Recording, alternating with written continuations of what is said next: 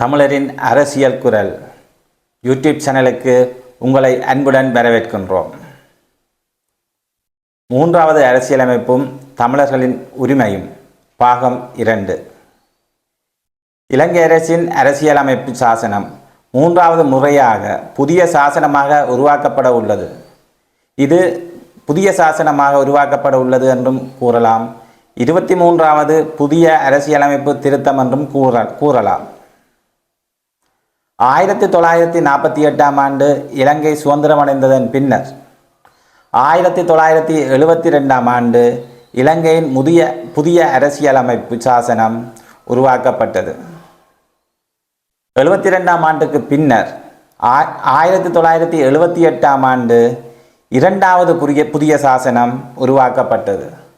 தற்போது மூன்றாவது அரசியல் சாசனம் உருவாக்கப்பட உள்ளதாக இடதுசாரி அரசாங்கம் அறிவித்திருக்கின்றது. இந்த மூன்றாவது அரசியலமைப்பு சாசனம் சில திருத்தங்கள் செய்யப்பட மாட்டாது. அந்த அரசியலமைப்பு சாசனம் முழுமையாக திருத்தியமைக்கப்பட போவதாக அரசாங்கம் அறிவித்திருக்கின்றது. இதில் இலங்கையின் தேசிய பிரச்சினை எவ்வாறு கையாளப்பட போகின்றது என்பது பற்றி தமிழர்கள் மிகவும் அவதானமாக இருக்க வேண்டும். தமிழர் தாயகம், தமிழர் தேசியம், தமிழர் சுயநிர்ணய உரிமை அடிப்படையில் தமிழர்களின் இனப்பிரச்சினை தீர்க்கப்பட வேண்டும்.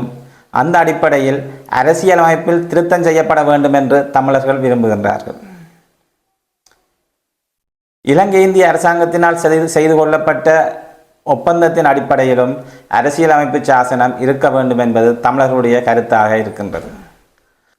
அதேவேளை இலங்கை அரசியலமைப்பு ஒற்றையாட்சி முறைக்குள் இருப்பது எதிர்காலத்தில் தமிழர்களும் சிங்களவர்களும் ஐக்கியமாக வாழ்வதற்கு நடைமுறை சாத்தியமில்லை என்பதும், சமஷ்டி முறையிலான ஒரு அரசியலமைப்பு உருவாக்கப்பட்டால் மட்டுமே இலங்கையில் தமிழர்களும் சிங்களவர்களும் ஐக்கியமாக வாழ முடியும் என்பதும் ஒரு கருத்தியலாக காணப்படுகின்றது. புதிய அரசியல் தீர்வு திட்டம் பற்றி அறிவிக்கையில் 13வது அரசியலமைப்பை நீக்குவதற்கு முன் தமிழர்களுக்கு புதிய அரசியலமைப்பில் எவ்வாறான தீர்வு இருக்கப் போகின்றது என்பது பற்றி இலங்கை அரசாங்கம் தமிழ் மக்களுக்கு அறிவிக்க வேண்டும். இடதுசாரி அரசாங்கத்தின் மூன்றாவது அரசியலமைப்பில் தமிழர்களுக்கு சமஷ்டி தீர்வு கிடைக்குமா என்பது பற்றிய தமிழர்கள் எதிர்பார்ப்புடன் இருக்கின்றார்கள். அரசு தரப்பு அழகிய வார்த்தையாளங்களினால் சமாதானம், சமரசம், ஒற்றுமை, இனவாதமற்ற தேசம், மதவாத அற்ற தேசம் என்று கூறிக்கொண்டிருக்கின்றது. ஆனால் இலங்கை அரசாங்கம் இதுவரைக்கும் அரசியல் உரிமை சம பங்கீடு, வளங்கள் சம பங்கீடு பற்றி எந்தவிதமான தவறுகளையும் வெளியிடவில்லை. இலங்கை அரசாங்கத்தின் இந்த உத்தியோகபூர்வமான செய்தி குறிப்புகள் எதையும் தமிழ் மக்கள் இதுவரையில் காண முடியவில்லை. ஆகவே சமாதானம், ஐக்கியம், இன ஒற்றுமை என்று கூறுவதை விட அரசியலமைப்பில் சம பங்கீடு, வளங்கள் சம பங்கீடு, உரிமைகள் சம பங்கீடு எவ்வாறு அமையப்போகின்றது என்பது பற்றியே அரசாங்கத்திடமிருந்து தமிழ் மக்கள் எதிர்பார்த்து காத்திருக்கின்ற செய்தியாக உள்ளது. மாவீரர் நாள் நிகழ்வுகளை இலங்கை அரசாங்கம் கொண்டாடுவதற்கு அனுமதித்திருக்கின்றமை ஒரு இராஜதந்திர நடவடிக்கையாகவே தமிழ் மக்கள் பார்க்க வேண்டும். இதை இன ஐக்கியத்துக்கான, சமாதானத்துக்கான, சமத்துவத்துக்கான ஒரு கருதுகோளாக நாங்கள் எடுத்து பார்க்க முடியாது. இது ஒரு இராஜதந்திர நடவடிக்கை. இது புதிய அரசாங்கத்தின் ஒரு மூலோபாய நடவடிக்கை. இது புதிய அரசாங்கத்தின் ஒரு தந்திரோபாய நடவடிக்கை. இதை வைத்து தமிழ் மக்கள் நம்பி ஏமாந்து விடக்கூடாது என்பதுதான் எமது கருத்தாக இருக்கின்றது. ஆயினும் இலங்கை அரசாங்கத்தின் தலைவர்களுடைய கருத்துக்கள் தமிழ் மக்களுக்கு ஓரளவு நம்பிக்கை தருவதாக இருக்கின்றது. ஆயினும் இதனை முற்றுமுழுதாக நம்பலாம் என்பது பொறுத்திருந்துதான் பார்க்க வேண்டும். அண்மையில் மிஸ்டர் டில்வின் சில்வா அவர்கள் 13வது அரசியலமைப்பு மாகாண சபை முறைமை நீக்கப்பட உள்ளதாக அறிவித்திருக்கின்றார். அதில் ஓரளவு உண்மையும் இருக்கின்றது. அதை நிராகரிக்க முடியாது. இலங்கையின் புதிய அரசியலமைப்பு உருவாக்கப்படும் பட்சத்தில் இலங்கையின் மாகாண சபை முறைமை நீக்கப்படுவதற்கான வாய்ப்புகள் இருக்கின்றது.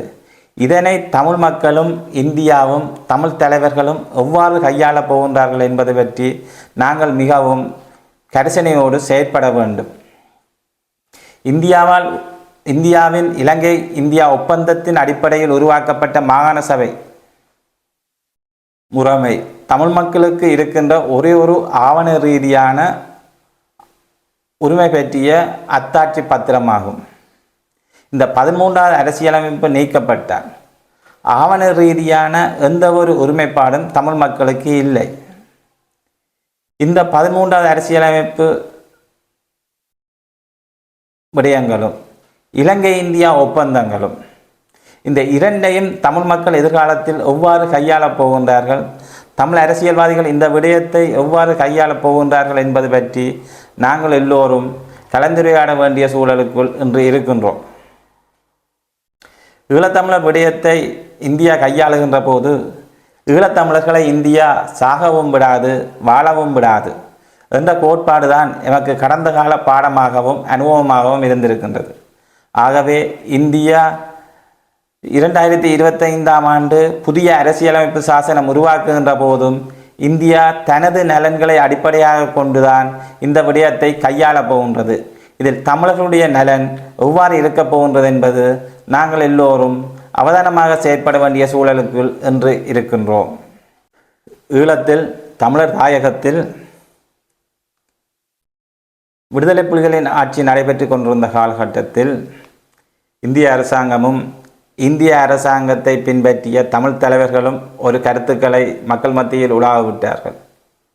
பொட்டம்மானும் பிரபாகரனும் உயிரோடு இருக்கும் வரை தமிழர்களுடைய இனப்பிரச்சினை விவகாரத்தை இந்தியாவால் கையாள முடியாது என்ற கருத்து அன்று உலாவிடப்பட்டிருந்தது. ஆனால் இன்று 2009ஆம் ஆண்டு பிரபாகரனும் பொட்டம்மானும் தமிழ் அரசியல் களத்திலிருந்து நீங்கியுள்ளார்கள். அவர்கள் நீங்கி இன்று 15 ஆண்டுகள் ஆகின்றது. இந்த 15 ஆண்டுகளில் தமிழர்களுடைய இனப்பிரச்சினை தொடர்பில் இந்தியா காத்திரமான எந்த ஒரு நடவடிக்கையிலும் ஈடுபடவில்லை. பொட்டம்மானும் பிரபாகரனும் இன்று தமிழர்களுடைய அரசியல் களத்தில் இல்லை. ஆகவே இந்தியா நேரடியாக தமிழர் விவகாரத்தை கையாள்வதற்கான களம் உருவாக்கப்பட்டிருக்கின்றது. ஆகவே இப்பொழுது இந்தியா இலங்கையின் புதிய அரசியலமைப்பு சாசனம் உருவாக்குகின்ற வேளையில் தமிழர்களுக்கு சார்பாக எவ்வாறான முடிவுகளை எடுக்கப் போகின்றது என்பது பற்றி நாங்கள் அவதானமாக இருக்க வேண்டும். இலங்கையின் தேசிய இனப்பிரச்சினைக்கான தீர்வை கண்டறிவதற்கு இந்தியாவின் பகுபாவம் என்ன என்பது பற்றி இந்தியா தலைவர்களுடனும் தமிழ்நாட்டு தலைவர்களுடனும் இலங்கையில் இருக்கின்ற இந்தியா தூதுவர் ஆலயங்களுடனும் தமிழ் மக்களின் பொது அமைப்புகளும் சென்று பேச்சுவார்த்தைகளை உடனடியாக ஆரம்பிக்கப்பட வேண்டும். அதன் மூலம்தான் தமிழர்களுடைய அரசியலமைப்பு தீர்வு விடயம் தொடர்பாக இந்திய அரசாங்கத்தினாலும் இலங்கை அரசாங்கத்துக்கு அழுத்தங்களை பிரயோகிக்க முடியும். எல்லாவற்றுக்கும் முதல் தமிழ் மக்களின் ஒற்றுமை அவசியம். தமிழரசு கட்சியினாலோ அல்லது அகில இலங்கை தமிழ் காங்கிரசினாலோ தமிழ் மக்களுடைய பிரச்சினைக்கு தீர்வுகளினை தனித்தனியே பெற்றுவிட முடியாது. ஆகவே தமிழ் தலைவர்கள் முதலில் ஐக்கியப்பட வேண்டும். தமிழ் தலைவர்களை ஐக்கியப்படுத்துகின்ற வேலை திட்டம் தமிழர் தரப்பிலிருந்து முதலில் ஆரம்பிக்கப்பட வேண்டும். அதன் ஊடாகவே இனப்பிரச்சினைக்கான ஒரு அரசியல் தீர்வை நோக்கி தமிழ் மக்களினால் நகர முடியும். தேசிய இனப்பிரச்சினை விவகாரத்தினை கையாள்வதற்காக தமிழ் மக்களின் தேசிய இனப்பிரச்சினை தீர்வுக்காக தமிழ் மக்கள் பேரவை மீண்டும் புத்துயிர் பெற வேண்டும். அதன் செயற்குழு அங்கத்தவர்கள் மீண்டும் தெரிவு செய்யப்பட வேண்டும். 2016ஆம் ஆண்டு உருவாக்கப்பட்ட தமிழ் தேசிய பேரவை அதன் செயற்பாடுகள் நலிவுற்ற நிலையில் காணப்படுகிறது அல்லது அது முடங்கியுள்ள நிலையில் காணப்படுகிறது. தமிழ் மக்கள் பேரவை மீண்டும் புத்துயிர் பெற வேண்டும். தமிழ் மக்கள் பேரவையை புத்துயிர் பெற செய்வதற்கான நடவடிக்கைகளில் தமிழ் சமூக செயற்பாட்டாளர்களும் தமிழ் அரசியல் நலன் விரும்பிகளும் ஈடுபட வேண்டும். தமிழ் மக்கள் பேரவை 2/1/2016ஆம் ஆண்டு முதலமைச்சர் விக்னேஸ்வரனை இணைத்தலைவராக கொண்டு ஆரம்பிக்கப்பட்டது. தற்போது தமிழ் மக்கள் பேரவை செயலிழந்துள்ளது. அதன் பணிகள் மீண்டும் ஆரம்பிக்கப்பட வேண்டும். புதிய துறைசார் நிபுணர்கள் தமிழ் தமிழ் பேரவைக்கு உள்வாங்கப்பட வேண்டும். அவர்கள் மூலமாக தமிழ் மக்கள் பேரவை மீண்டும் புத்துயிர் பெற வேண்டும். தமிழ் மக்களின் அரசியல் பேரவையின் கீழ் ஒரு உபகுழு செயற்பட வேண்டும். அதில் தற்போதைய தமிழ் பாராளுமன்ற உறுப்பினர்களின் சார்பில் ஒரு பிரதிநிதியும், பாராளுமன்றத்துக்கு தெரிவு செய்யப்படாத தமிழ் அரசியல் கட்சி தலைவர்களும், சமூக செயற்பாட்டாளர்களும், தமிழ் அரச அறிவியல் புத்திஜீவிகளும் உள்வாங்கப்பட வேண்டும். தமிழ் மக்களின் பேரவை வழிகாட்டலில் தமிழ் உறுப்பினர்கள் செயற்பட வேண்டும். தமிழ் மக்கள் அரசியல் பேரவைக்கும் அரசியலமைப்பின் பேரவைக்கும் பாலமாக தமிழ் பாராளுமன்ற உறுப்பினர்கள் செயற்பட வேண்டும். தமிழ் மக்கள் பேரவையின் வழிகாட்டலில் மட்டுமே தமிழ் பாராளுமன்ற உறுப்பினர்களின் செயற்பாடுகள் அமையப்பெற வேண்டும். இனப்பிரச்சினை விடயத்தினை கையாள தமிழ் பாராளுமன்ற கூட்டமைப்பு ஒன்று உருவாக்கப்பட வேண்டும். இதில் அனைத்து கட்சி பாராளுமன்ற உறுப்பினர்களும் இணைக்கப்பட வேண்டும். தமிழரசு கட்சி உறுப்பினர்கள், தமிழ் தேசிய மக்கள் முன்னணி உறுப்பினர்கள், ஜனநாயக தமிழ் தேசிய கூட்டணி உறுப்பினர்கள், தமிழ் மக்கள் கூட்டணி, சுயேட்சை குழு உறுப்பினர்கள், ஐக்கிய மக்கள் சக்தியின் தமிழ் பாராளுமன்ற உறுப்பினர்கள் ஆகியோரை இணைத்ததாக ஒரு குழு உருவாக்கப்பட வேண்டும். இந்த குழுவே எதிர்காலத்தில் ஒன்றிணைந்து தமிழர் தேசிய இனப்பிரச்சினை தொடர்பான விடயங்களை கையாள வேண்டும். தமிழ் மக்கள் பேரவையின் கருத்துக்களை அரசாங்கத்திடம் கொண்டு சென்று சேர்க்கின்ற பணிகளை இந்த பாராளுமன்ற உறுப்பினர் செயற்குழு முன்னெடுக்க வேண்டும். எந்த தமிழ் கட்சியோ அல்லது எந்த பாராளுமன்ற உறுப்பினர்களோ தனித்தனியே சென்று இலங்கை அரசாங்கத்துடன் இனப்பிரச்சினை விடயம் தொடர்பாக பேசக்கூடாது.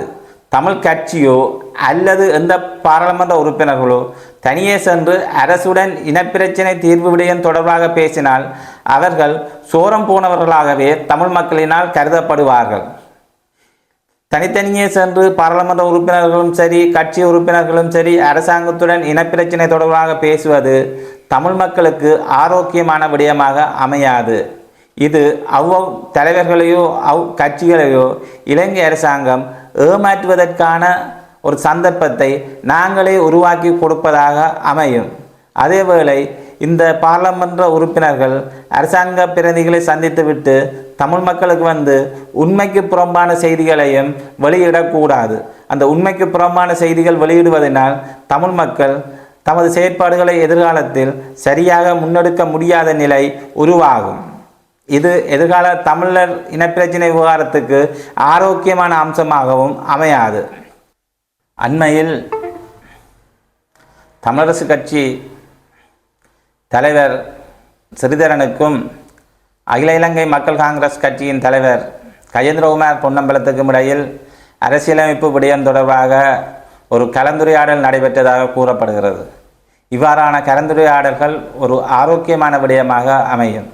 ஆனால் அண்மையில் இலங்கையின் தமிழரசு கட்சி உறுப்பினர்கள் ஜனாதிபதியை சந்தித்து கலந்துரையாடியதாகவும் அதில் இலங்கையின் இனப்பிரச்சினை பற்றியும் அரசியல் தீர்வு விடயங்கள் பற்றியும் பேசியதாக மட்டக்களப்பு பாராளுமன்ற உறுப்பினர் சாணக்கியன் அவர்கள் ஊடகங்களின் முன் தோன்றி கருத்துக்களை பகிர்ந்தார். இது தொடர்பாக தமிழ் மக்கள் மத்தியில் ஒரு சங்கடமான கருத்துகள் உருவாகி கொண்டிருக்கின்றது. வெள்ள அனார்த்த விடயங்கள் தொடர்பாக பேசப்போய் இனப்பிரச்சினை அரசியல் விடயம் பேசியதாக தமிழ் மக்கள் மத்தியில் தகவல்கள் கசிந்தன. ஆனால் இது எவ்வாறு பேசப்பட்டது, இதில் எவ்வளவு தூரம் உண்மை ஒன்று, எவ்வளவு தூரம் மெருகூட்டப்பட்டு சாணக்கியனால் கருத்துக்கள் வெளியிடப்பட்டது என்பது பற்றிய சந்தேகங்கள் தமிழ் மக்களுக்கு தற்போது காணப்படுகின்றது.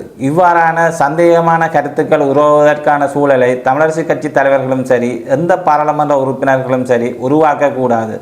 இது ஒரு ஆரோக்கியமான விடயமில்லை. இலங்கை அரசாங்கத்துடன் உண்மையில் என்ன விடயங்கள் பேசப்படுகிறது, என்ன கருத்துக்கள் பகிரப்படுகிறது என்பதை உள்ளபடி உள்ளவாறாக தமிழ் தலைவர்கள் கருத்துக்களை வெளியிட்டால் மட்டுமே எதிர்காலத்தில் தமிழ் சமூக செயற்பாட்டாளர்களினால் தமிழ் மக்களையும் சரி, தமிழ் அரசியல்வாதிகளையும் சரி சரியான முறையில் வழிநடத்த முடியும். ஆகவே எதிர்காலத்தில் தனித்தனியே அரசாங்கத்துடன் சென்று பேச்சுவார்த்தைகளை நடத்துவதை விட்டு தமிழ் மக்கள் பேரவையின் வழிகாட்டலில் மட்டும் தமிழ் தலைவர்கள் செயற்பட வேண்டும்.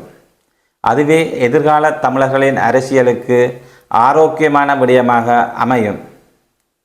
தமிழ் மக்கள் பேரவையினால் ஏற்கனவே தயாரிக்கப்பட்ட தேசிய இனப்பிரச்சினைக்கான அரசியல் தீர்வை கண்டறிவது தொடர்பான ஒரு தீர்வு திட்டம் இருக்கின்றது. செயலணியின் தீர்வு திட்டம் எதிர்காலத்தில் மீள்பரிசீலனை செய்யப்பட்டு அது புதுப்பிக்கப்பட்டு இலங்கை அரசாங்கத்திடம் தமிழ் பாராளுமன்ற உறுப்பினர்கள் ஊடாக சமர்ப்பிக்கப்பட வேண்டும். தமிழ் மக்கள் பேரவையினால் முன்மொழியப்படும் அரசியல் தீர்வு திட்டத்தினை தமிழ் தேசிய தலைவர்களும் தமிழ் மக்களும் ஏற்றுக்கொள்ள வேண்டும். அந்த தீர்வு திட்டமே தமிழ் மக்களுக்கான ஒரு சரியான தீர்வு திட்டமாக இருக்கும். தனித்தனியே ஒவ்வொரு கருத்துக்களை வெளியிடுவது தமிழ் மக்களுக்கு அது சரியான தீர்வு திட்டமாக இருக்காது.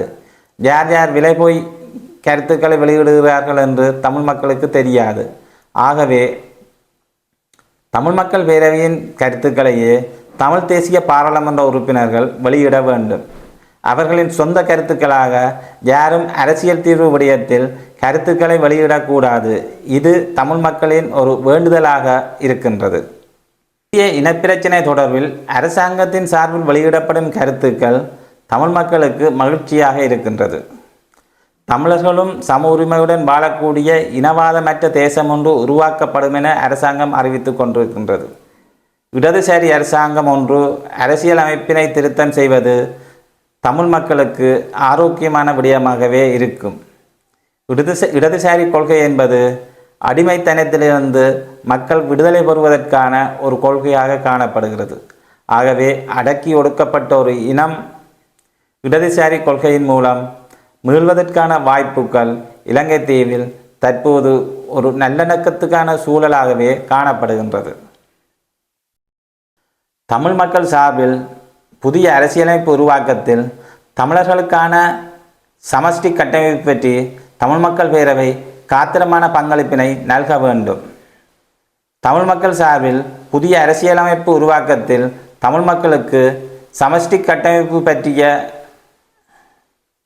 சரியான ஒரு வரைவு தமிழ் மக்கள் பேரவையினால் உருவாக்கப்பட வேண்டும்.